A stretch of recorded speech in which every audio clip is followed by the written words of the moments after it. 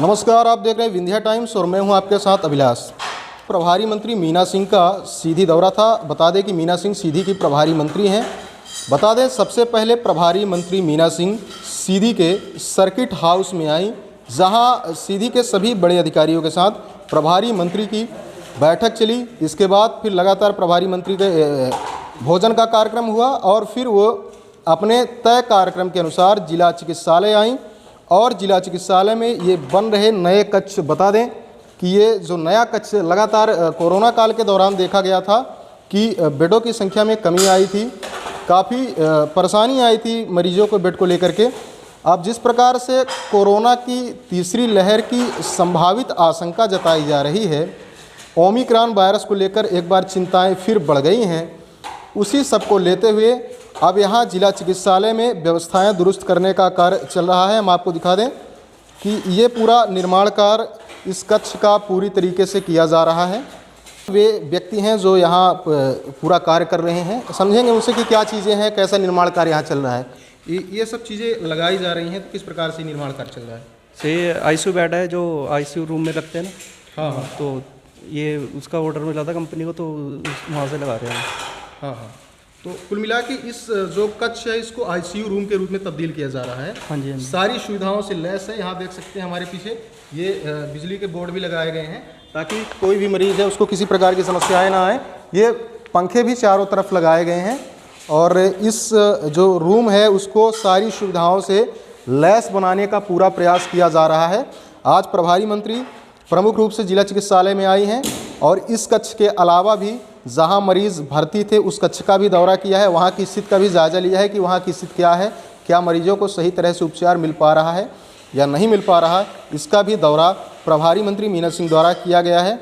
अब कोरोना की जिस प्रकार से तीसरी लहर की संभावना जताई जा रही है, उसको लेकर के प्रादेशिक स्तर से जिला स्तर तक अब जो प्रयास हैं और जो तैयारियां हैं अब शुरू कर दी गई हैं और तेज़ी से तैयारियां चल रही हैं, ताकि यदि किसी भी प्रकार की स्थिति कोरोना से संबंधित आती है तो हम पहले से तैयार रहें, हम पहले से उसके लिए पूरी तरीके से तैयार रहें ताकि किसी भी अप्रिय स्थिति से निपट पाएँ और कोरोना की तीसरी लहर आने पर भी हम अपने जनों को बचा सकें, उनकी रक्षा कर सकें। धन्यवाद। देख रेख कर रहे हैं, हमारे माननीय दोनों विधायक जी भी साथ में हैं। जैसा कि आप सबको पता है कि एक कोरोना का जो दूसरा रूप है ओमिक्रॉन और उसके बाद एक वेरिएंट,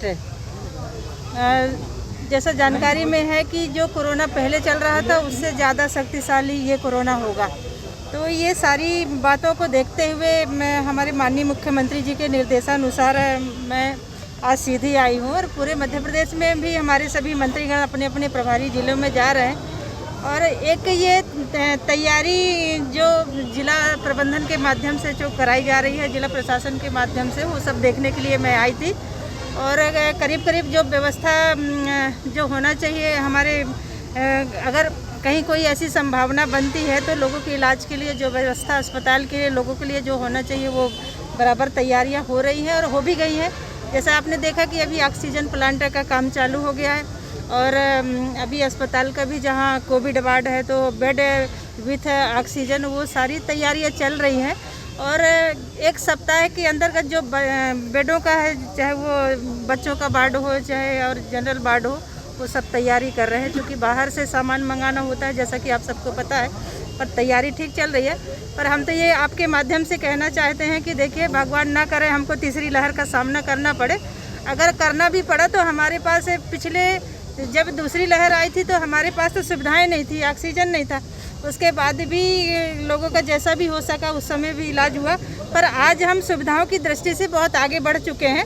अगर तीसरी लहर की भी संभावना बनती है तो अपन लोगों का ठीक तरह से इलाज कराने में अपन सक्षम होंगे और लोगों का ठीक तरह से इलाज होगा।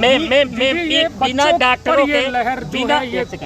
डॉक्टरों के इतनी बड़ी लड़ाई आप कैसे लड़ेंगी? सुविधाएं तो हो गई, लेकिन इस जिले में डॉक्टर नहीं है, वो आज नहीं, विगत 20 वर्षों से डॉक्टर नहीं है। बिना डॉक्टर कैसी लड़ाई में? नहीं, बिल्कुल लड़ेंगे। हमारे डॉक्टर है, हमने संविदा पर रखे हुए हैं और अभी भी हमारी सरकार वैकेंसी खोल रखी है। जो भी सेवा देना चाहेंगी उनको भी हमारी सरकार ले रही है और डॉक्टरों की कोई कमी नहीं होने देंगी। आपको पता है कि देखिए, सरकार तो हर समय डॉक्टरों के लिए वैकेंसी रखती है और डॉक्टर आते भी हैं, ज्वाइन भी करते हैं, पर कुछ समय रहते हैं, फिर उसके बाद छोड़ के चले जाते हैं। तो इसमें सरकार अपने तरफ से पूरी तरफ से लगी हुई है।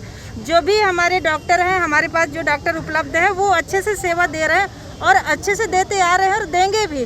तो उसमें कहीं भी कोई शंका नहीं है कि डॉक्टरों की कमी के कारण कोई असुविधा होगी। मैम, हमारा एक अहम सवाल ये है, अन्य महानगरों में, अन्य जिलों में भले डॉक्टर कम हो लेकिन ओपीडी दोनों टाइम लगती है। ये सीधी जिला बदकिस्मत है कि एक टाइम गरीब मरीज आते हैं।